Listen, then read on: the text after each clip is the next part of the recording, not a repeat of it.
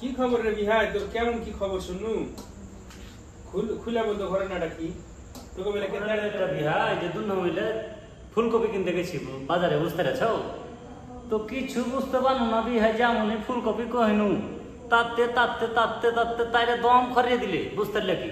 হ্যাঁ দুন হইলে গেছো একজনকে ধরে আটা কচলা করে মেরেছে, আর আমি পারলে এসে বসে আছি বিহাই, এই তো মাত্র ফুলকপি কহিলে কি কহে যে বিহাই চেন্নাইতে কিছু বুঝতে পারো না।